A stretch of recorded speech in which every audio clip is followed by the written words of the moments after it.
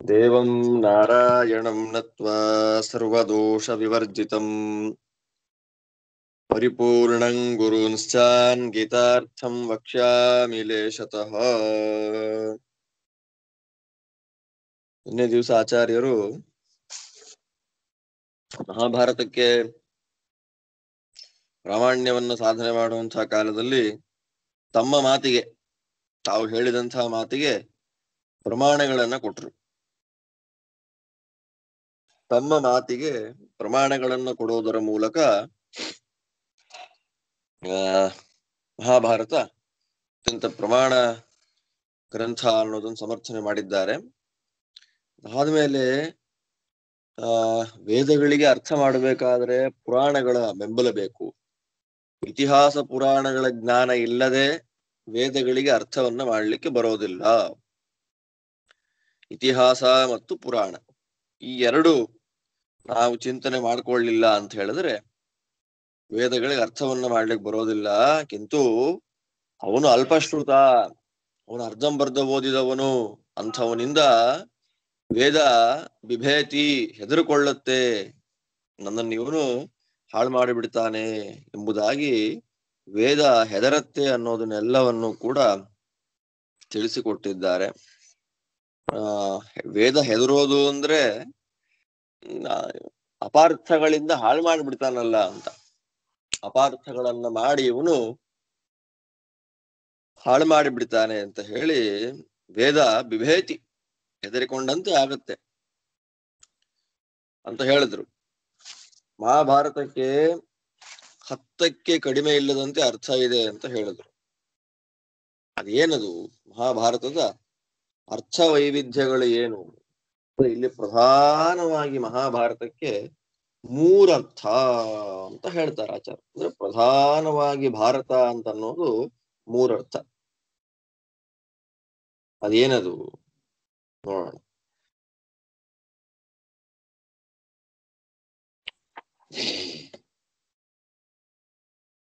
ಮನ್ವಾದಿ ಕೇಚಿದ್ ಬ್ರುವತೆ ಹ್ಯಾಸ್ತಿಕಾದಿ ತಥಾ ಪರೇ ತಥೋಪರಿಚರಾದ್ಯನ್ಯೇ ಭಾರತಂ ಪರಿಚಕ್ಷತೆ. ಮಹಾಭಾರತವನ್ನ ಜ್ಞಾನಿಗಳು 3 ರೀತಿಯಲ್ಲಿ ನೋಡ್ತಾರಂತೆ. ಹೇಗದು? ಮನ್ವಾದಿ ಕೇಚಿದ್ ಬ್ರುವತೆ, ಕೆಲವರದನ್ನ ಮನ್ವಾದಿ ಅಂತ ಹೇಳ್ತಾರೆ. ಏನು ಮನ್ವಾದಿ ಅಂದ್ರೆ ಆಪಾತತಃ ಮೇಲ್ನೋಟಕ್ಕೆ ಕಾಣುವಂತ ಅರ್ಥ ಅದು.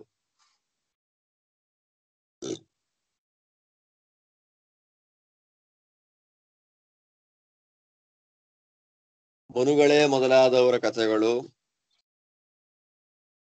ಆಸ್ತಿಕ ಎಂಬತಕ್ಕಂತಹ ಮುನಿಯ ಕಥೆ, ಉಪರಿಚರ ವಸು ಎಂಬತಕ್ಕಂಥ ಕಥೆ ಅಂತ ಹೇಳಿದರೆ ಅದಕ್ಕೆ ಹೇಳ್ತಾರೆ ಮನುಗಳು ಅವರ ಪ್ರಸಂಗ ಮಹಾಭಾರತೆ ಅಭಾವಾತ್, ಭಾರತದಲ್ಲಿ ಇಲ್ವೇ ಇಲ್ಲ. ಅದು ಆಕ್ಚುಯಲ್ ಆಗಿ ಮನ್ವಾದಿ ಕೇಚಿತ್ ಬ್ರುವತೆ ಅಂತಂದ್ರೆ ಅದು ಮನುಗಳ ಪ್ರಸಂಗದ ಅಭಾವವೇ ಮಹಾಭಾರತದಲ್ಲಿದೆ. ಆದ್ರಿಂದ ಅದಿಲ್ಲ. ಮನುಗಳ ಬಗ್ಗೆ ಮಹಾಭಾರತ ಹೇಳುತ್ತೆ ಅನ್ನೋದು ಸರಿ ಇಲ್ಲ. ಮತ್ತೆ ಆಸ್ತಿಕ ಮತ್ತೆ ಉಪರಿಚರ ವಸು ಅವರಿಬ್ಬರದ್ದು ಕೂಡ, ಆಸ್ತಿಕ ನಮ್ಗೆ ಎಲ್ಲಿ ಬರ್ತಾನೆ? ಸರ್ಪಯಜ್ಞಕ್ಕೆ ವಿಗ್ರಹ ತಂದು ಕೊಟ್ಟವನು, ಸರ್ಪಯಜ್ಞ ನಿಲ್ಲುವಂತ ಮಾಡಿದವನು ಆಸ್ತಿಕ ಅಲ್ವಾ? ಅಲ್ಲಿ ಅದಾದ ನಂತರದಲ್ಲಿ ಉಪರಿಚರ ವಸು ಸತ್ಯವತಿ ದೇವಿಯ ಉತ್ಪತ್ತಿ, ಸತ್ಯವತಿ ದೇವಿಯ ಜನ್ಮಕ್ಕೆ ಕಾರಣನಾದವನು ಉಪರಿಚರ ವಸು. ಆದಿಪರ್ವದಲ್ಲಿ ಆರಂಭದಲ್ಲಿ 1 ಅಧ್ಯಾಯಗಳಲ್ಲಿ ಮಾತ್ರ ಇವರ ಬಗ್ಗೆ ಪ್ರಸಕ್ತಿ ಬರ್ತಾ ಇದೆ. ಆದ್ದರಿಂದ ಇದನ್ನ ಮಹಾಭಾರತದ ಆದಿಭಾಗ ಉಪರಿಚರ ವಸುವಿನ ಬಗ್ಗೆ ಹೇಳುವಂಥದ್ದು, ಆಸ್ತಿಕಾದಿ ಅಂತ ಅನ್ನೋದು, ಇಲ್ಲದೆ ಇರತಕ್ಕಂಥ ಮನುವಿನ ಬಗ್ಗೆ ಹೇಳುವಂಥದ್ದು, ಹಾಗೆಲ್ಲ ಸರಿ ಹೋಗೋದಿಲ್ಲ. ಆದ್ದರಿಂದ ಮನ್ವಾದಿ ಕೇಚಿದ್ ಬ್ರುವತೆ ಖ್ಯಾಸ್ತಿಕಾದಿ ತಥಾ ಪರೇ ತಥಾ ಉಪರಿಚರಾದ್ಯನ್ಯೇ ಭಾರತಂ ಪರಿಚಕ್ಷತೆ ಅಂತ ಅನ್ನೋದಕ್ಕೆ ಬೇರೆನೇ ಅರ್ಥ ಇದೆ ಅಂತ ಹೇಳ್ಬೇಕು. ಅದಕ್ಕೋಸ್ಕರವಾಗಿ ಶ್ರೀಮದ್ ಆಚಾರ್ಯರು ಈ ಶ್ಲೋಕವನ್ನ ಇಲ್ಲಿ ಕೊಟ್ಟಿದ್ದಾರೆ. ಏನದು? ಮನ್ವಾದಿ ಧರ್ಮೋ ಭಕ್ತ್ಯಾದಿ ದಶಕಂ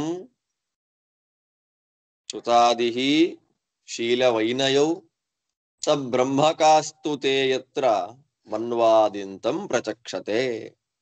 ಮನು ಅಂತಂದ್ರೆ ನಾವು ತಿಳಿದುಕೊಳ್ಳಲಿಕ್ಕೆ ಯೋಗ್ಯವಾದದ್ದು ಅಂತ ಅರ್ಥ. ಮನು ಅವಬೋಧನೆ ಅಂತ ಧಾತು ಪಾಠ ಇದೆ. ಮನ್ವಾದಿ ಅಂದ್ರೇನು? ನಾವು ತಿಳ್ಕೊಳ್ಳಿಕ್ಕೆ ಯೋಗ್ಯವಾದದ್ದು. ಏನದು ನಾವು ತಿಳ್ಕೊಳ್ಳಿಕ್ಕೆ ಯೋಗ್ಯವಾದದ್ದು? ದೇವರ ಗುಣಗಳು, ಅಥವಾ ಮಹಾಭಾರತದಲ್ಲಿ ಬರತಕ್ಕಂಥ ಸಾತ್ವಿಕರ ಗುಣಗಳು, 18 ಗುಣಗಳನ್ನು ತಿಳಿಸ್ಕೊಡ್ತಾರೆ. ಅದು ಮನ್ವಾದಿ. ಅದಕ್ಕೆ ಶ್ರೀಮದಾಚಾರ್ಯರ ಅಪೂರ್ವವಾದ ಅರ್ಥಗಳು ಇದಕ್ಕೆ.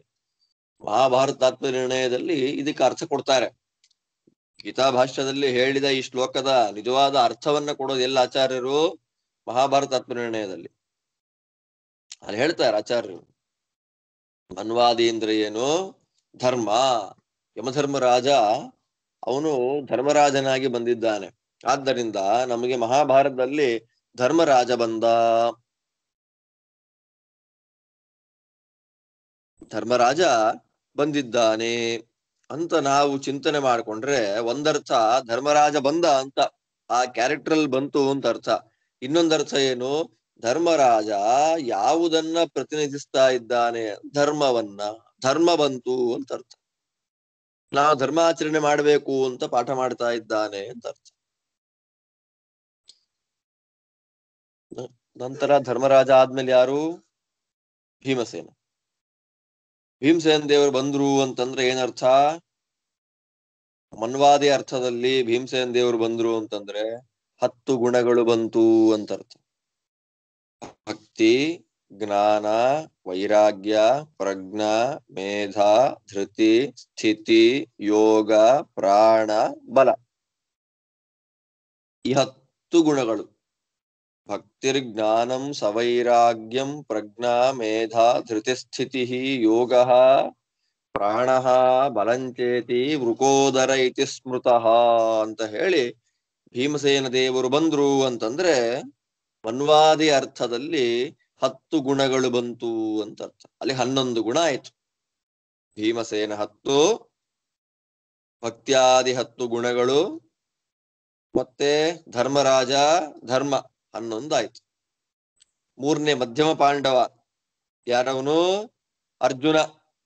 ಅರ್ಜುನ ಬಂದ ಅಂತ ಚಿಂತನೆ ಮಾಡಿಕೊಂಡ್ರೆ ಯಾರು ಬಂದ್ರು ಅಂದ್ರೆ ಶ್ರವಣ ಮನನ ನಿಧಿಧ್ಯಾಸನ ಬಂತು ಅಂತ ಅರ್ಥ.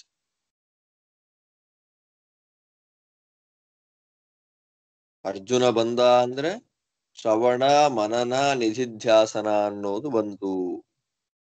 ಅಲ್ಲಿಗೆ 14 ಗುಣ ಆಯ್ತು. ಮತ್ತೆ ನಕುಲ ಸಹದೇವರು ಬಂದ್ರು ಅಂದ್ರೆ ಶೀಲ ಮತ್ತು ವಿನಯ 2 ಗುಣಗಳು ಬಂತು ಅಂತ ನಾವು ಚಿಂತನೆ ಮಾಡಬೇಕು. ನಕುಲ ಸಹದೇವರು ಬಂದ್ರು ಅಂದ್ರೆ ಒಬ್ಬ ಶೀಲ, ಇನ್ನೊಂದು ವಿನಯ. ಅಲ್ಲಿಗೆ ಪಂಚಪಾಂಡವರು ಮುಗೀತು.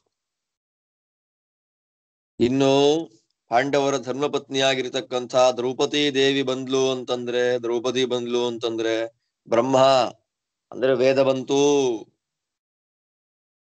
ಕೃಷ್ಣ ಬಂದ ಅಂದ್ರೆ ವೇದ ಪ್ರತಿಪಾದ್ಯನಾಗಿರ್ತಕ್ಕ ನಾರಾಯಣ ಬಂದ. ಹೀಗೆ ಮಹಾಭಾರತ ಹೇಳುವಂಥ 18 ಬಂದುಬಿಡ್ತು ನೋಡಿ ಇಲ್ಲಿ.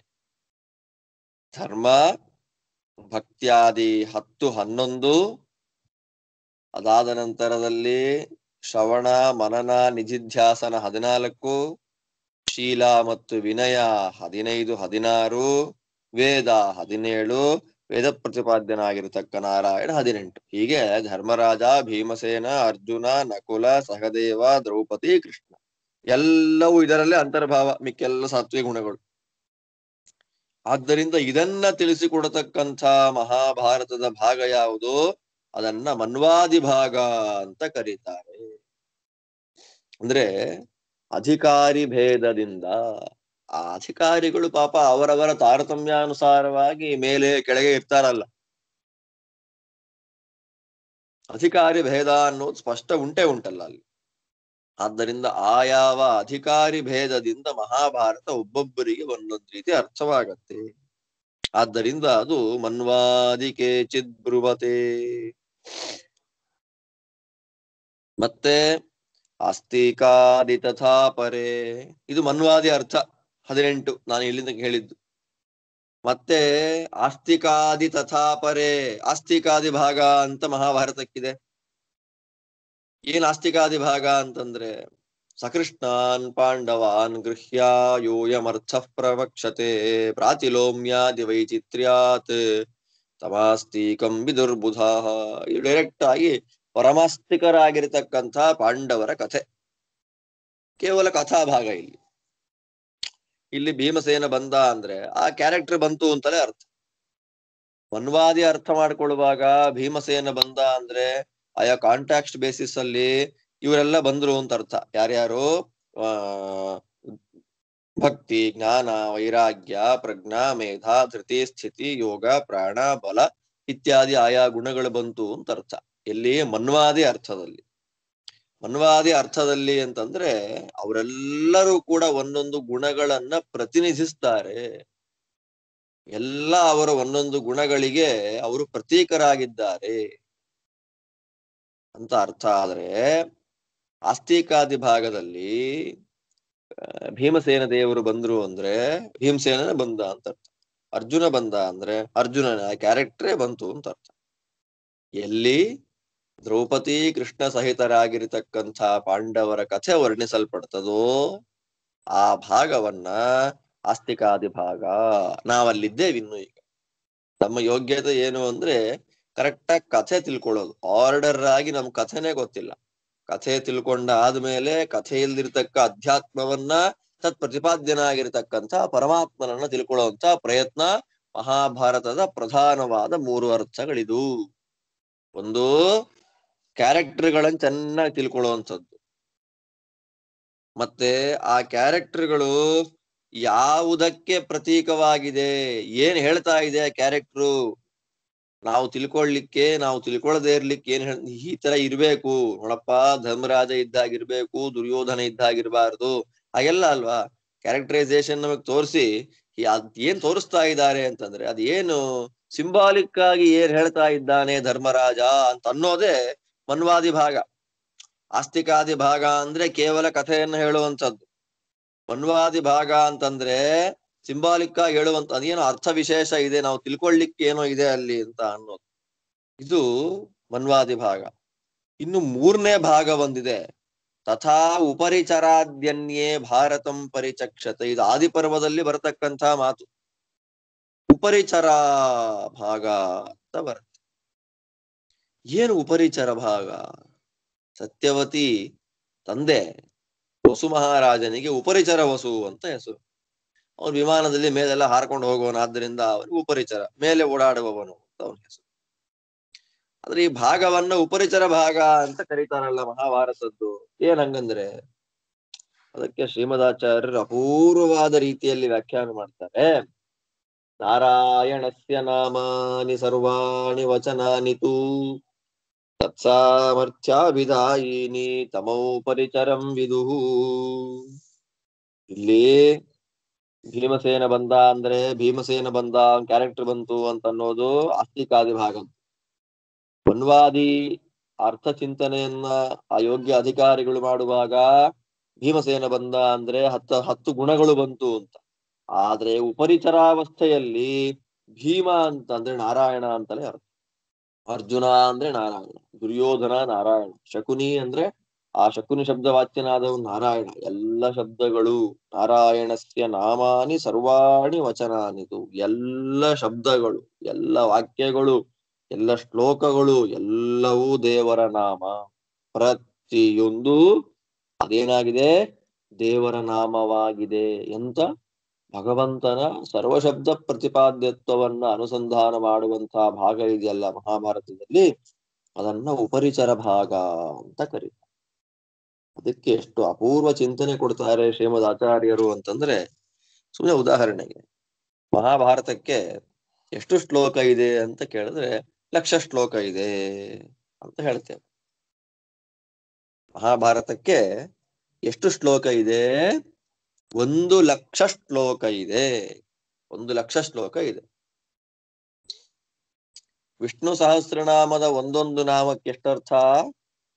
ಮಿನಿಮಮ್ ಕಡಿಮೆ ಇಲ್ಲದ ಹಾಗೆ ನಾನು ಹೇಳಿದ್ನಲ್ಲ ನಾನು, ವಿಶ್ವಾಯ ನಮಃ ಅಂತಂದ್ರೆ ವಿಶ್ವಂ ವಿಷ್ಣುರ ವಷಟ್ಕಾರೋ ಭೂತ ಭವ್ಯ ಭವತ್ ಪ್ರಭು ಅಂತ ಹೇಳುವಾಗ ವಿಶ್ವ ಅಂತಂದ್ರೆ ಮಿನಿಮಮ್ 100 ಅರ್ಥ ಅದಕ್ಕೆ. ಒಟ್ಟು ವಿಷ್ಣು ಸಹಸ್ರನಾಮದಲ್ಲಿ ಎಷ್ಟು ನಾಮಗಳಿದೆ?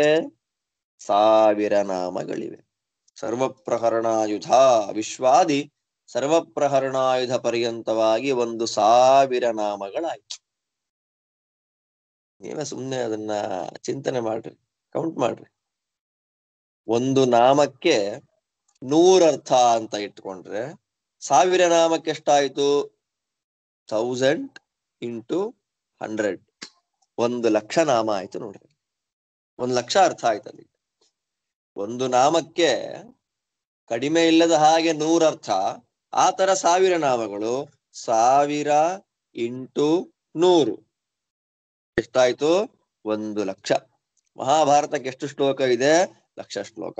ಆದ್ದರಿಂದ ವಿಷ್ಣು ಸಹಸ್ರನಾಮ ಅಂತನ್ನೋದು ಏನ್ ಹೇಳ್ತಾ ಇದೆ ಅಂತಂದ್ರೆ, ಮಹಾಭಾರತ ಪ್ರತಿಪಾದ್ಯನಾಗಿರತಕ್ಕಂಥವನು 1,00,000 ಶ್ಲೋಕದಲ್ಲಿಯೂ ನಿಂತವನು, 1,00,000 ಶ್ಲೋಕದಿಂದಲೂ ಪ್ರತಿಪಾದ್ಯನಾಗಿರತಕ್ಕಂಥವನು ನಾರಾಯಣ ಅಂತ ಪ್ರತಿಪಾದನೆ ಮಾಡ್ತಾ ಇದೆ. ಮತ್ತೆ ನಾವು ತಿಳ್ಕೊಳ್ಳಿಕ್ಕೆ, ಅಧ್ಯಾತ್ಮ ಅರ್ಥಗಳನ್ನು ತಿಳ್ಕೊಳ್ಳಿಕ್ಕೆ, ಒಳ್ಳೆ ಧರ್ಮ ಭಕ್ತ್ಯಾದಿ ಗುಣಗಳು, ಶ್ರವಣ ಮನನ ನಿಧಿಧ್ಯಾಸನ ಶೀಲ ವಿನಯ ವೇದ ಪ್ರತಿಪಾದ್ಯನಾದ ಪರಮಾತ್ಮ, ಇದೆಲ್ಲ ಅಧ್ಯಾತ್ಮ ತತ್ವಗಳನ್ನ ತಿಳಿಸಿಕೊಡತಕ್ಕಂತಹ ಮಹಾಭಾರತದ ಭಾಗ ಯಾವುದು ಇದೆ. ನಾವು ಯಾವ ಗ್ರಂಥವನ್ನ ಕೇಳಲಿಕ್ಕೆ ಹೊರಟಿದ್ದೇವೋ ಪಾಠವನ್ನ, ಅದೇ ಅದು ಭಗವದ್ಗೀತಾ. ಆದ್ದರಿಂದ ಮನ್ವಾದಿ ಭಾಗಕ್ಕೆ ಎಕ್ಸಾಂಪಲ್ ಆಗಿ ನಿಂತಿರತಕ್ಕಂತಹ ಭಾಗ ಭಗವದ್ಗೀತೆ, ಉಪರಿಚರ ಭಾಗಕ್ಕೆ ಎಕ್ಸಾಂಪಲ್ ಆಗಿ ನಿಂತಿರತಕ್ಕಂತಹ ಭಾಗ ಇದು ವಿಷ್ಣು ಸಹಸ್ರನಾಮ. ಎರಡೂ ಮಹಾಭಾರತದಲ್ಲೇ ಬರುವಂಥದ್ದು. ಒಂದು ಭೀಷ್ಮ ಪರ್ವ, ಇನ್ನೊಂದು ಅನುಶಾಸನ ಪರ್ವ. ಭೀಷ್ಮ ಪರ್ವದಲ್ಲಿ ಗೀತೆ, ಅನುಶಾಸನ ಪರ್ವದಲ್ಲಿ ಸಹಸ್ರನಾಮ. ಇನ್ನು ಆಸ್ತಿಕಾದಿ ಭಾಗ ಕೇವಲ ಕಥಾಭಾಗ. ಈ ಪ್ರಕಾರವಾಗಿ ಮಹಾಭಾರತಕ್ಕೆ 3 ಅರ್ಥಗಳಿವೆ. ಆದ್ದರಿಂದ ಇಂಥ ಮಹಾಭಾರತವನ್ನ ರಚನೆ ಮಾಡು ಎಂಬುದಾಗಿ ಎಲ್ಲ ದೇವತೆಗಳು ಪ್ರಾರ್ಥನೆ ಮಾಡಿದ್ರು ನೋಡಿ. ಸುಮ್ನೆ ದೇವರು ಬರೆದದ್ದಲ್ಲ. ಇದನ್ನ ಸುಮ್ಮನೆ ದೇವರು ಬರೆದದ್ದಲ್ಲ. ದೇವರು ಸುಮ್ನೆ ಏನೋ ಬರೀಲಿಲ್ಲ. ಸಮಗ್ರ ಶಾಸ್ತ್ರಗಳ ಅರ್ಥವನ್ನ ತಿಳಿಸಿಕೊಡುವ, ವೇದಕ್ಕಿಂತಲೂ ಮಿಗಿಲಾದ, ಕೇವಲ ದೇವರ ತಲೆಯಲ್ಲಿ ಮಾತ್ರ ಇರುವ ಅರ್ಥಗಳಿಂದ ಕೂಡಿದ ಗ್ರಂಥ ಶ್ರೀಮನ್ ಮಹಾಭಾರತ. ಆದ್ದರಿಂದ ಅದು ಅತ್ಯಂತ ಪ್ರಾಮಾಣಿಕವಾದ ಗ್ರಂಥ. ಅಂಥ ಮಹಾಭಾರತದಲ್ಲಿ ಬರುವಂತಹ ಭಗವದ್ಗೀತೆಯು ಪ್ರಮಾಣ. ಆದ್ದರಿಂದ ಭಗವದ್ಗೀತೆ ವ್ಯಾಖ್ಯಾನ ಮಾಡಿಸ್ಕೊಳ್ಳಿಕ್ ಯೋಗ್ಯವಾಗಿದೆ ಅಂತ. ಇನ್ನು ಮುಗಿಸ್ತಿಲ್ಲ ಆಚಾರ್ಯರು, ಮುಂದೆ ಹೇಳ್ತಾರೆ ನೋಡಿ ಇಲ್ಲಿ.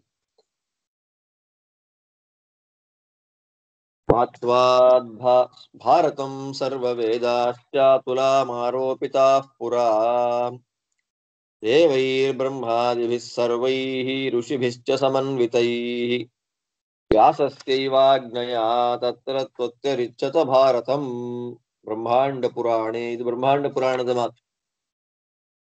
ಸರಿ, ಇಂಥ ದೊಡ್ಡ ಗ್ರಂಥವನ್ನ ಬರೆದ್ರು ಆಚಾರ್ಯರು. ಜಯ ಅಂತ ಅದಕ್ಕೆ ಹೆಸರು. ವೇದವ್ಯಾಸ ದೇವರು ಬರೆದ ಕೃತಿಗೆ, 1,00,000 ಶ್ಲೋಕಾತ್ಮಕವಾಗಿರ್ತಕ್ಕಂತಹ ಕೃತಿಗೆ ಜಯ ಅಂತ ಹೆಸರು. ಇಷ್ಟು ಅಪೂರ್ವವಾದ ಅರ್ಥಗಳಿಂದ ಕೂಡಿದೆ ಅಂತ ಗೊತ್ತಾದ ಮೇಲೆ, ವೇದಕ್ಕಿಂತಲೂ ದೊಡ್ಡದ್ದು ಅಂತ ಗೊತ್ತಾದ ಮೇಲೆ ಎಲ್ಲ ದೇವತೆಗಳಿಗೆ ಋಷಿಗಳಿಗೆ ಡೌಟ್ ಬಂತು. ತುಲಾಭಾರ ಮಾಡ್ಬಿಡೋಣ ಇದಕ್ಕೆ. ಕಳ್ಕೊಳ್ಳೋದೇನು? ತುಲಾಭಾರ ಮಾಡಿ ನೋಡ್ಬಿಡೋಣ. ವೇದಗಳು ಭಾರ ಬಂದ್ರೆ ವೇದ ಶ್ರೇಷ್ಠ, ಮಹಾಭಾರತ ಕೆಳಗೆ ಬಂದ್ರೆ ಮಹಾಭಾರತ ಶ್ರೇಷ್ಠ. ತುಲಾಭಾರ ಅಂದ್ರೆ ಗೊತ್ತಲ್ಲ, ಭಾರಭೂತವಾದ ಒಂದು ವಸ್ತು ಕೆಳಗೆ ಬರುತ್ತೆ, ಲೈಟ್ ಆಗಿರುವಂತದ್ದು ಮೇಲೆ ಹೋಗುತ್ತೆ. ಆದ್ದರಿಂದ ಇಲ್ಲಿ ಹೇಳ್ತಾ ಇದ್ದಾರೆ ತುಲಾಭಾರ ಮಾಡೋಣ ಮಹಾಭಾರತಕ್ಕೆ. ಸರಿ, ಹಿಂದೆ ವೇದವ್ಯಾಸ ದೇವರ ಆಜ್ಞೆಯಂತೆ ಬ್ರಹ್ಮಾದಿ ದೇವತೆಗಳು, ವಸಿಷ್ಠರೇ ಮೊದಲಾಗಿರ್ತಕ್ಕಂಥ ಸಕಲ ಋಷಿಗಳು ಒಂದು ಕಡೆ ಕೂಡಿಕೊಂಡು ಮಹಾಭಾರತವನ್ನು, ಸಕಲ ವೇದಗಳನ್ನು ತುಲಾರೋಪಣೆಯನ್ನ ಮಾಡಿದರು, ತಕ್ಕಡಿಗೆ ಹಾಕಿ ತೂಗಿದರು. ಅದರ ವೆಯ್ಟ್ ಪರೀಕ್ಷೆ ಮಾಡ್ತಾರೆ. ಹಾಗೇನಾಯ್ತು? ಲಕ್ಷ ಶ್ಲೋಕಾತ್ಮಕವಾಗಿ ಮಹಾಭಾರವನ್ನ ಹೊಂದಿರುವ ಕಾರಣ ಏನಾಯ್ತದು? ಮಹಾಭಾರತ ಕೆಳಗೆ ಬಂತು. ಮಹಾಭಾರತವೇ ಭಾರ ಅಂತ ಗೊತ್ತಾಯಿತು. ಅದಕ್ಕೆ ಮಹಾಭಾರತ ಆದಿಪರ್ವದಲ್ಲಿ ಬರುತ್ತೆ ಈ ಮಾತು. ವೇದವ್ಯಾಸರು ಬರೆದಂತಹ ಜಯ ಎಂಬತಕ್ಕಂತಹ ಗ್ರಂಥಕ್ಕೆ ಮಹಾಭಾರತ ಅಂತ ಹೆಸರು ಬಂದದ್ದು ಹೇಗೆ? ಹೀಗೆ ವೇದವ್ಯಾಸ ದೇವರ ಆಜ್ಞೆಯಂತೆ ಸಕಲ ಬ್ರಹ್ಮಾದಿ ದೇವತೆಗಳು, ದೊಡ್ಡ ದೊಡ್ಡ ಋಷಿಗಳು ಅದನ್ನ ತುಲಾರೋಪಣೆಯನ್ನ ಮಾಡಿದಾಗ, ತುಲಾಭಾರ ಮಾಡಬೇಕು ಅಂತ ಪ್ರಯತ್ನ ಪಟ್ಟಾಗ ಭಾರತವೇ ಅತ್ಯಂತ ಭಾರಭೂತ ಅಂತಾಗಿದ್ದಕ್ಕೆ ಮುಂದೆ ಹೇಳ್ತಾರೆ ಆಚಾರ್ಯರ ಭಾಷ್ಯದಲ್ಲಿ, ಮಹತ್ವಾತ್ ಭಾರವತ್ವಾಚ್ಚ ಮಹಾಭಾರತ ಮುಚ್ಯತೆ ನಿರುಕ್ತಮಸ್ಯ ಯೋ ವೇದ ಸರ್ವ ಪಾಪೈ ಪ್ರಮುಚ್ಯತೆ. ಮಹಾಭಾರತದ್ದೇ ಮಾತು. ಮಹತ್ವಾತ್ ಭಾರವತ್ವಾಚ್ಚ ಮಹಾಭಾರತ ಉಚ್ಯತೆ. ಈ ಜಯ ಅನ್ನುವ ವ್ಯಾಸರಚಿತವಾದ 1,00,000 ಶ್ಲೋಕದಿಂದ ಕೂಡಿದ ಗ್ರಂಥಕ್ಕೆ ಮಹಾಭಾರತ ಅಂತ ಯಾಕೆ ಹೆಸರು ಬಂತು ಅಂದ್ರೆ, ಅತ್ಯಂತ ಶ್ರೇಷ್ಠವಾದ ಮಹತ್ವವನ್ನ ಹೊಂದಿರುವ ಕಾರಣ. ಇದು ನಿರ್ಣಯ ಶಾಸ್ತ್ರಗಳಲ್ಲಿಯೇ ಅತ್ಯಂತ ಶ್ರೇಷ್ಠವಾದ ಗ್ರಂಥ. ಒಟ್ಟು ನಮ್ಮಲ್ಲಿ 2 ಗ್ರಂಥಗಳಿದೆ, ನಿರ್ಣಾಯಕ ಶಾಸ್ತ್ರ, ನಿರ್ಣಯ ಶಾಸ್ತ್ರ ಅಂತ ಒಟ್ಟು 2 ಗ್ರಂಥಗಳಿದೆ ಶಾಸ್ತ್ರಗಳು. ನಿರ್ಣಾಯಕ ಶಾಸ್ತ್ರ ಅಂದ್ರೆ ಅದು ಬ್ರಹ್ಮಮೀಮಾಂಸಾ ಶಾಸ್ತ್ರ, ಅದನ್ನ ಬ್ರಹ್ಮಸೂತ್ರಗಳು ಅಂತ ನಾವು ಕರಿತಾ ಇದ್ದೇವೆ, ಪರವಿದ್ಯಾ ಅಂತ. ಇನ್ನು ನಿರ್ಣಯ ಶಾಸ್ತ್ರ ಅಂದ್ರೆ ನಿರ್ಣಯ ಮಾಡಲಿಕ್ಕೆ ಯೋಗ್ಯವಾದದ್ದು ಅಂತ. ಅದ್ಯಾವುದದು? ಮಹಾಭಾರತ. ನಿರ್ಣಯ ಶಾಸ್ತ್ರಗಳಲ್ಲೇ ಅತ್ಯಂತ ಶ್ರೇಷ್ಠವಾದ ಗ್ರಂಥ ಮಹಾಭಾರತ. ನಿರ್ಣಾಯಕ ಶಾಸ್ತ್ರಗಳಲ್ಲೇ ಅತ್ಯಂತ ಶ್ರೇಷ್ಠವಾಗಿರತಕ್ಕಂತಹ ಕೃತಿ ಪರವಿದ್ಯಾ ಅಂತ ಅನ್ನಿಸಿಕೊಳ್ಳುವಂತಹ ಬ್ರಹ್ಮಸೂತ್ರಗಳು. ಆದ್ದರಿಂದ ಹೇಳ್ತಾ ಇದ್ದಾರೆ ಇಲ್ಲಿ ಮಹತ್ವ, ದೊಡ್ಡ ಮಹತ್ವ ಇದೆ ಇದಕ್ಕೆ. ಅದೇ ರೀತಿಯಲ್ಲಿ ಭಾರವೂ ಇದೆ. ನೋಡಿ, 1,00,000 ಇವತ್ತು ನೀವು ಮಹಾಭಾರತ ಪುಸ್ತಕ ತರಬೇಕು ಮನೆಗೆ ಅಂತಂದ್ರೆ ಒಂದು 25 ಪುಸ್ತಕ ಆಗುತ್ತೆ. ಇನ್ಯಾವುದಕ್ಕೂ ಅಷ್ಟಿಲ್ಲ ಭಾರ. ಭಾಗವತ ಒಂದೇ ಪುಸ್ತಕ ತಗೊಂಡು ಹೋಗ್ಬೋದು ನೀವು ಪಾರಾಯಣ ಮಾಡಕ್ಕೆ. ಗೀತಾ ಭಾಷ್ಯ ಒಂದೇ ಪುಸ್ತಕ ತಗೊಂಡು ಹೋಗ್ಬೋದು ನೀವು. ಅದು ಗೀತಾ ಭಾಷ್ಯ ಬರೀ ಮೂಲ ಅಂತಂದ್ರೆ ಅಯ್ಯೋ ಪ್ಯಾಕೆಟ್ ಅಲ್ಲಿ ಹಾಕೊಂಡು ಹೊರಟೋಗ್ಬೋದು, ಅಷ್ಟು ಚಿಕ್ಕ ಕೃತಿ. ಅದೇ ಮಹಾಭಾರತ ತಗೊಂಡು ಹೋಗ್ತೀವಿ ನೀವು ಅಂತಂದ್ರೆ 1,00,000 ಶ್ಲೋಕ ಇದೆ, ಎಷ್ಟು ಪುಸ್ತಕ ಆಯ್ತು ನೋಡಿ ನಿಮಗೆ. ತುಂಬಾ ಆಯ್ತು ಅಲ್ವಾ?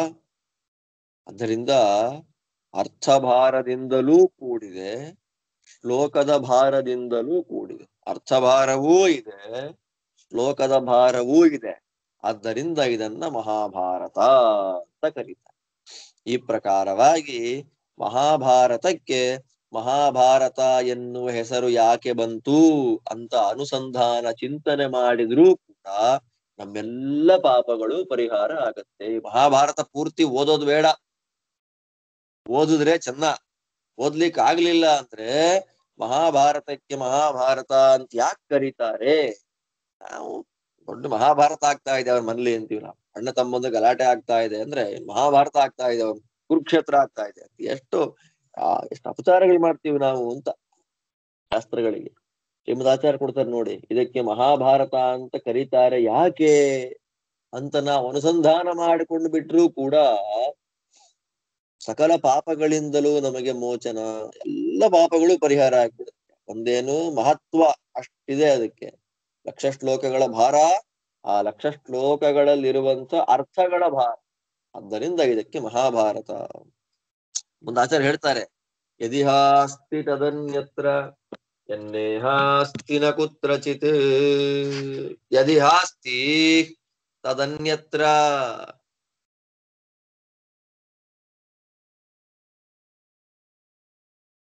ಯದಿಹಾಸ್ತಿ ತದನ್ಯತ್ರ ಯನ್ನೇಹಾಸ್ತಿ ನ ಕುತ್ರಚಿತ್. ಮಹಾಭಾರತದಲ್ಲಿ ಇರುವುದೇ ಬೇರೆ ಕಡೆ ನಾವು ನೋಡ್ಲಿಕ್ಕೆ ಸಾಧ್ಯ ಜಗತ್ತಿನಲ್ಲಿ.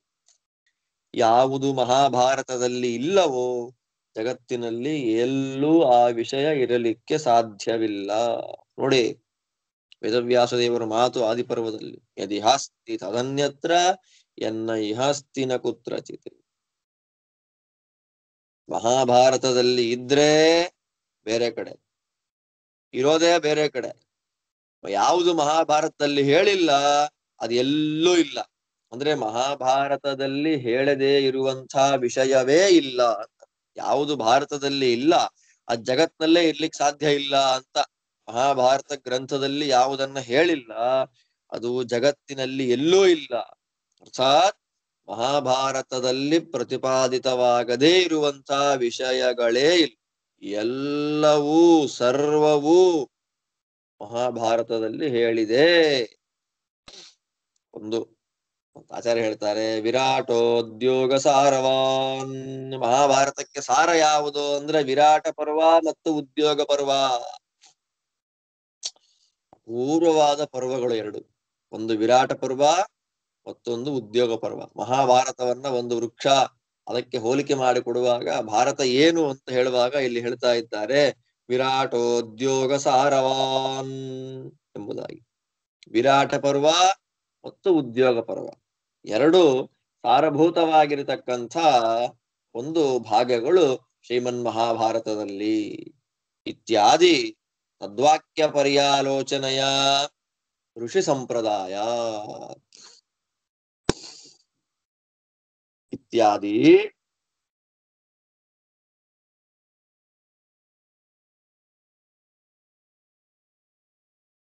ಇತ್ಯಾದಿ ತದ್ವಾಕ್ಯ ಪರ್ಯಾಲೋಚನೆಯ. ಇತ್ಯಾದಿ ನೋಡಿ, ಈ ತರ ಬೇಕಾದಷ್ಟಿದೆ. ಇತ್ಯಾದಿ ಮಹಾಭಾರತದಲ್ಲಿರುವಂತಹ ವಾಕ್ಯಗಳನ್ನೇ ನಾವು ನೋಡೋದರಿಂದ ಅನುಸಂಧಾನ ಪ್ರಕಾರಂಚ ಲೇಷೇನ ದರ್ಶಯಿಷ್ಯತಿ. ಈ ತರ ಅನುಸಂಧಾನ ಮಾಡ್ಬೇಕು ನಾವು ಮಹಾಭಾರತದ. ನಾವು ನಮಗೆ ಪಾಠ ಮಾಡೋದು ಆಚಾರ್ಯರಲ್ಲಿ ಮಹಾಭಾರತಕ್ಕೆ ಪ್ರಮಾಣ್ಯ ಸಾಧನೆ ಮಾಡೋದು ಹೇಗೆ, ಮಹಾಭಾರತ ಪ್ರಮಾಣವೋ ಇಲ್ಲವೋ ಅಂತ ಯಾರಾದ್ರೂ ಕ್ವಶನ್ ಮಾಡಿದ್ರೆ ಅಥವಾ ನಮ್ಮ ಮನಸ್ಸಿಗೆ ಸಂಶಯ ಬಂದ್ರೆ ಆ ಸಂಶಯವನ್ನ ಪರಿಹಾರ ಮಾಡಿಕೊಳ್ಳತಕ್ಕಂಥ ಪ್ರಕಾರ ಇದು. ಹೌದ್ರಿ, ಮಹಾಭಾರತದಲ್ಲೇ ವಾಕ್ಯಗಳು ಬರುತ್ತೆ, ಅದನ್ನ ನಾವು ನೋಡೋದ್ರಿಂದ. ನಾರಾಯಣ ಅಷ್ಟಾಕ್ಷರ ಕಲ್ಪ ಅಂತ ಪ್ರಮಾಣ ವಾಕ್ಯವಿದೆ, ಅದನ್ನ ನಾವು ಚಿಂತನೆ ಮಾಡೋದ್ರಿಂದ, ಅದನ್ನ ವಿಮರ್ಶೆ ಮಾಡೋದ್ರಿಂದ ಮಹಾಭಾರತ ಅತ್ಯಂತ ಪ್ರಾಮಾಣಿಕವಾದ ಗ್ರಂಥ ಅಂತ ಗೊತ್ತಾಗತ್ತೆ. ಅದು ಒಂದು ಋಷಿ ಸಂಪ್ರದಾಯ, ಋಷಿಗಳ ಸಂಪ್ರದಾಯದಲ್ಲಿ ಬಂದಿರೋದ್ರಿಂದ. ಏನದು? ವೈಶಂಪಾಯನಾದೀನಾಂ ಸಂಪ್ರದಾಯಾತ್ ಶಿಷ್ಯೇಭ್ಯ ಪ್ರಧಾನಾಚ್ಚ ಏತದವಸೀಯತೆ. ಏನದು? ವೈಶಂಪಾಯನರೇ ಮೊದಲಾಗಿರತಕ್ಕಂಥ ಋಷಿಗಳು ಇದನ್ನ ಪಾಠ ಪ್ರವಚನಗಳನ್ನ ಮಾಡ್ತಾ ಶಿಷ್ಯರಿಗೆ ಅದನ್ನ ಕೊಟ್ಟಿದ್ದಾರೆ. ಮಹಾಭಾರತ ಸಂಹಿತೆಯನ್ನ ಶಿಷ್ಯರಿಗೆ ಪಾಠ ಮಾಡಿದ್ದಾರೆ. ಶಿಷ್ಯ ಪ್ರಶಿಷ್ಯರ ಪರಂಪರೆ, ಋಷಿ ಪರಂಪರೆಯಲ್ಲಿ ಪಾಠ ಪ್ರವಚನದಿಂದ ಬಂದಿರುವುದರಿಂದ ಋಷಿಗಳು ಸುಮ್ಮನೆ ಯಾವ್ಯಾವ್ದನ್ನ ಪಾಠ ಮಾಡೋದಿಲ್ಲ. ಋಷಿಗಳ ಸಂಪ್ರದಾಯದಲ್ಲಿ ಯಾವ್ಯಾವ್ದೋ ಗ್ರಂಥವನ್ನ ಅಪ್ರಾಮಾಣಿಕವಾದ ಸುಮ್ಮನೆ ಕಥೆಯನ್ನು ಹೇಳುವಂತಹ, ಟೈಮ್ ಪಾಸ್ ಮಾಡುವಂತಹ ಯಾವ ಗ್ರಂಥವನ್ನು ಕೂಡ ಅವರು ಪಾಠ ಇತ್ಯಾದಿಗಳನ್ನ ಮಾಡುವುದಿಲ್ಲ. ಋಷಿಗಳು ಮಾಡ್ತಾರೆ ಅಂತಂದ್ರೆ ಅಲ್ಲಿ ಏನೋ ಇದೆ. ಏನಿದೆ ನಾವು ನೋಡಿದ್ವಿ ಇಲ್ಲಿ ತನಕ. ಈಗ ಮಹಾಭಾರತ ಏನಿದೆ ಅಂತಂದ್ರೆ ನೋಡಿದ್ವಿ. ಆದ್ದರಿಂದ ಮಹಾಭಾರತದಲ್ಲಿರುವಂತಹ ವಾಕ್ಯಗಳನ್ನೇ ಆಲೋಚನೆ ಮಾಡುವುದರಿಂದ, ಪರ್ಯಾಲೋಚನೆ ಮಾಡುವುದರಿಂದ, ಋಷಿಗಳ ಸಂಪ್ರದಾಯ ಇರುವುದರಿಂದ, ಪಾಠ ಪ್ರವಚನ ಪರಂಪರೆಯಲ್ಲಿ ಋಷಿಗಳಿದನ್ನ ಗುರು ಶಿಷ್ಯರಿಗೆ ಕೊಟ್ಟು ಇಸ್ಕೊಂಡು ಬಂದಿರೋದರಿಂದ ಮುಂದೆ ಹೇಳ್ತಾರೆ, ಕೋಹ್ಯನ್ಯ ಪುಂಡರೀಕಾಕ್ಷಾತ್ ಮಹಾಭಾರತ ಕೃತ್ ಭವೇತ್ ಇತ್ಯಾದಿ ಪುರಾಣ ಗ್ರಂಥಾಂತರ್ಗತ ವಾಕ್ಯಾರ್ಥಾನ್ಯಥಾನುಪಪತ್ಯ.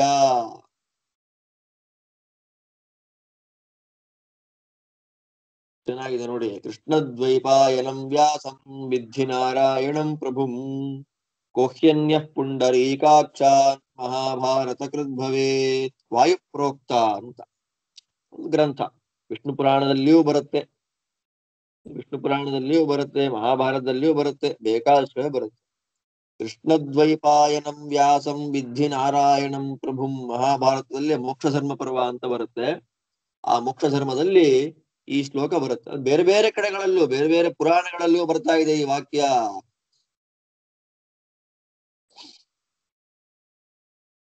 ಕೃಷ್ಣದ್ವೈಪಾಯನರಾಗಿರತಕ್ಕ ವೇದವ್ಯಾಸ ದೇವರನ್ನ ನಾರಾಯಣ ಅಂತಲೇ ತಿಳ್ಕೊಳ್ಳಿ. ವ್ಯಾಸ ಬೇರೆ ಅಲ್ಲ, ನಾರಾಯಣ. ಯಾಕೆಂದ್ರೆ ಕೆಲವರು ವೇದವ್ಯಾಸ ದೇವರನ್ನು ನಾರಾಯಣ ಅನ್ನೋದಿಲ್ಲ, ಅಪಾಂತರತಮ ಅಂತ ಒಬ್ಬ ಋಷಿ ಅಂತ ಕರೆಯುವಂಥದ್ದು. ಯಾವನೋ ಒಬ್ಬ ಋಷಿ ಮಹಾಭಾರತ ಬರೆದು ಬಿಟ್ಟ ಅಂತ ಹೇಳೋದು. ಬೇರೆ ಯಾರೋ ಇಷ್ಟು ಅಪೂರ್ವವಾದ ಗ್ರಂಥವನ್ನ ಒಬ್ಬ ಋಷಿ ಬರಲಿಕ್ಕೆ ಸಾಧ್ಯ ಉಂಟು? ಇಲ್ಲಿ ತನಕ ಗೊತ್ತಾಯ್ತು ನಮಗೆ ಮಹಾಭಾರತದ ವೈಶಿಷ್ಟ್ಯ ಏನು ಅಂತ. ಇಲ್ಲಿ ತನಕ ನಾವು ಚಿಂತನೆ ಮಾಡಿದ್ದಾಯ್ತು. ಇಂಥ ಅದ್ಭುತವಾದ ಗ್ರಂಥವನ್ನ ಬೇರೆ ಯಾರೋ ಬರಲಿಕ್ಕೆ ಸಾಧ್ಯ ಉಂಟಾ? ಆದ್ದರಿಂದ ಇದನ್ನ ಬರಲಿಕ್ಕೆ ಯೋಗ್ಯತೆ ಯಾರಿಗೆ? ಇದನ್ನ ಬರೆಯುವಂತಹ ಸಾಮರ್ಥ್ಯವುಳ್ಳವನು ಯಾರು? ಸಾಕ್ಷಾತ್ ನಾರಾಯಣ ಮಾತ್ರ, ಬೇರೆ ಯಾರು ಅಲ್ಲ. ಆದ್ದರಿಂದ ದೇವರನ್ನ ಬಿಟ್ಟು ಬೇರೆ ಯಾರಿಗೂ ಮಹಾಭಾರತದಂತ ಕೃತಿಯನ್ನ ರಚನೆ ಮಾಡಲಿಕ್ಕೆ ಸಾಧ್ಯವಿಲ್ಲ. ಮಹಾಭಾರತ ಕೃದ್ಭವೇ ಕೋಹ್ಯನ್ಯ ಪುಂಡರೀಕಾಕ್ಷಾತ್. ಪುಂಡರೀಕಾಕ್ಷನಾಗಿರತಕ್ಕ ನಾರಾಯಣನನ್ನ ಬಿಟ್ರೆ ಮಹಾಭಾರತವನ್ನು ರಚನೆ ಮಾಡುವಂತಹ ಸಾಮರ್ಥ್ಯ ಬೇರೆ ಯಾರಿಗೂ ಇಲ್ಲ. ಆದ್ದರಿಂದ ಮಹಾಭಾರತವನ್ನ ಬರೆದ ವೇದವ್ಯಾಸ ದೇವರು ಸಾಕ್ಷಾತ್ ನಾರಾಯಣ ಅಂತ ಸಿದ್ಧವಾಗ್ತದೆ. ಇತ್ಯಾದಿ ಬೇರೆ ಬೇರೆ ಗ್ರಂಥಗಳಲ್ಲಿ ಬಂದಿರುವುದರಿಂದ ಮಹಾಭಾರತದ ಮಹಾತ್ಮ್ಯ ನಮಗ್ ಗೊತ್ತಾಗ್ತದೆ. ಅಷ್ಟು ಮಾತ್ರ ಅಲ್ಲ, ನಾರದಾಧ್ಯಯನ ಆದಿಲಿಂಗೈಶ್ಚಾವಸೀಯತೆ. ನೋಡಿ, ನಾರದರು ಅಧ್ಯಯನ ಮಾಡಿದ್ದಾರೆ ಇದನ್ನ. ಇತಿಹಾಸ ಪುರಾಣ ಪಂಚಮೋ ವೇದಾನಾಂ ವೇದ. ಸನತ್ ಕುಮಾರರ ಬಳಿಗೆ ನಾರದರು ನಂಗೆ ಪಾಠ ಮಾಡ್ರಿ ಅಂತ ಹೋಗ್ತಾರೆ. ಛಾಂದೋಗ್ಯ ಉಪನಿಷತ್ತಿನಲ್ಲಿ ಬರುತ್ತೆ ಈ ಕಥೆ ಇದು. ನನಗೆ ಪಾಠ ಮಾಡ್ರಿ ಅಂತ ನಾರದರು ಹೋದಾಗ ನಾರದರನ್ನ ಸನತ್ ಕುಮಾರರು ಕೇಳ್ತಾರೆ, ಅಪ್ಪ ನಾವು ಪಾಠ ಮಾಡ್ತೇವೆ ನಿನಗೆ, ಮೊದಲು ನೀನೇನು ಓದಿದ್ಯಾ ಅದನ್ನ ಫಸ್ಟ್ ನಮಗ್ ಹೇಳು ಅಂತ ಹೇಳಿದ್ದಕ್ಕೆ ನಾರದರು ತಾವೇನೇನು ಓದಿದ್ದೇವೆ ಅಂತ ಉದ್ದಕ್ಕೆ ಲಿಸ್ಟ್ ಕೊಡ್ತಾರೆ. ನಾರದರು ಯಾವ ಯಾವ ಗ್ರಂಥಗಳನ್ನ ಓದಿದ್ದಾರೆ ಅಂತ ಲಿಸ್ಟ್ ಇದೆ ಛಾಂದೋಗ್ಯದಲ್ಲಿ. ಹೇಳುವಾಗ ನಾನು ಮಹಾಭಾರತವನ್ನ ಓದಿದ್ದೇನೆ ಅಂತ ನಾರದರು ಹೇಳ್ತಾರೆ. ಅಂದ್ರೆ ನಾರದರು ಅಧ್ಯಯನ ಮಾಡ್ತಾರೆ ಅಂತ ಅರ್ಥ. ನಾರದರೇ ಅಧ್ಯಯನ ಮಾಡಿದ್ದಾರೆ ಅಂತಂದ ಮೇಲೆ ನಮಗೆ ಎಂಥ ಪ್ರಾಮಾಣಿಕವಾದ ಗ್ರಂಥ ಇರಬೇಡ ಅಲ್ರಿ. ಋಷಿಗಳ ಸಂಪ್ರದಾಯದಲ್ಲಿ ಬಂದಿದೆ ಅಂತ ಹೇಳಿದ ಮೇಲೆ ಪ್ರತ್ಯೇಕವಾಗಿ ಮತ್ತೆ ನಾರದರ ಓದಿದ್ದಾರೆ ಅಂತ ಹೇಳಬೇಕು. ಋಷಿ ಸಂಪ್ರದಾಯದಲ್ಲಿ ಬಂದಿದೆ ಅಂದ್ರೆ ಮೀನಿಂಗ್ ಏನು? ಋಷಿಗಳ ಅಧ್ಯಯನ ಮಾಡ್ತಾರೆ, ಶಿಷ್ಯರಿಗೆ ಪಾಠ ಮಾಡ್ತಾರೆ ಮಹಾಭಾರತ ಗ್ರಂಥವನ್ನ ಅಂತ ಅರ್ಥ. ಹಾಗಿರ್ಬೇಕು. ಆದ್ರೆ ಋಷಿಗಳಲ್ಲಿಯೇ ನಾರದರು ಸೇರ್ಕೊಳ್ತಾರಲ್ಲ ಬಂದು. ಅಂದ್ರೆ ಋಷಿಗಳಿಗೂ ನಾರದರಿಗೂ ಚೂರು ವ್ಯತ್ಯಾಸ. ಯಾಕೆ? ಋಷಿಗಳು ಗೃಹಸ್ಥರು.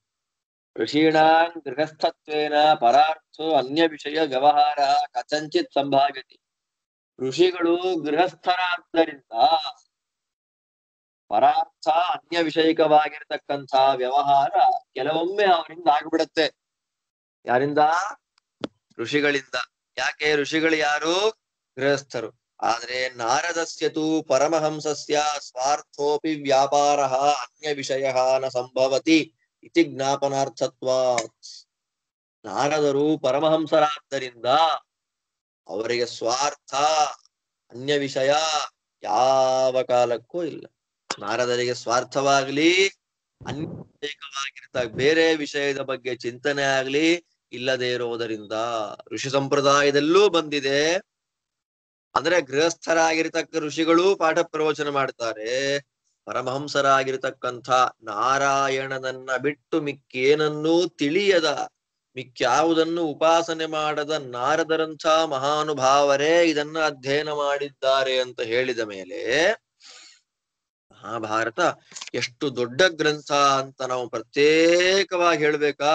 ಋಷಿಗಳ ಸಂಪ್ರದಾಯದಲ್ಲಿ ಬಂದಿದೆ, ನಾರದರು ಅಧ್ಯಯನ ಮಾಡಿದ್ದಾರೆ ಅನ್ನೋದೇ ಮಹಾಭಾರತಕ್ಕೆ ಅತ್ಯಂತ ಶ್ರೇಷ್ಠ್ಯ.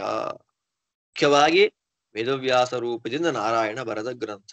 ಈ ಎಲ್ಲ ಕಾರಣಗಳಿಂದಲೂ ಕೂಡ ನಾವು ಮಹಾಭಾರತವನ್ನ ಅಧ್ಯಯನ ಮಾಡಬೇಕು. ಅಂಥ ಮಹಾಭಾರತದಲ್ಲಿ ಬಂದಿರತಕ್ಕಂತಹ ಗೀತೆಗೆ ವ್ಯಾಖ್ಯಾನವನ್ನ ಮಾಡಬೇಕು. ಆ ವ್ಯಾಖ್ಯಾನದ ಮೂಲಕ ಭಗವದ್ಗೀತೆಯ ಅಧ್ಯಯನವನ್ನ ನಾವು ಖಂಡಿತವಾಗ್ಲೂ ಮಾಡಲೇಬೇಕು ಅನ್ನೋದು ಸಿದ್ಧ ಆಯ್ತು. ಅಲ್ಲಿಂದ ಇನ್ನು ಮುಂದಕ್ಕೆ ಮಹಾಭಾರತದ ಮಹಾತ್ಮ್ಯ, ಇನ್ನು ಮುಂದೆ ಉಪೋದ್ಘಾತ ಪ್ರಕರಣ ತುಂಬಾ ಇದೆ. ಅದನ್ನ ಮತ್ತೆ ಆಚಾರ್ಯರು ತಿಳಿಸ್ಕೊಡ್ತಾ ಇದ್ದಾರೆ. ಅದನ್ನ ನಾಳೆ ದಿವಸ ದ್ವಾದಶಿ ಆಗೋದಿಲ್ಲ, ನಾಡಿದ್ದು ದಿವಸ ಪಾಠದಲ್ಲಿ ನಾವು ಅದನ್ನೆಲ್ಲ ಚಿಂತನೆ ಮಾಡೋಣ ಅಂತ ಹೇಳ್ತಾ ಇವತ್ತಿನ ಪಾಠ ಸಮಾಪ್ತಿ ಮಾಡ್ತಾ ಇದ್ದೇನೆ ಇಲ್ಲಿಗೆ.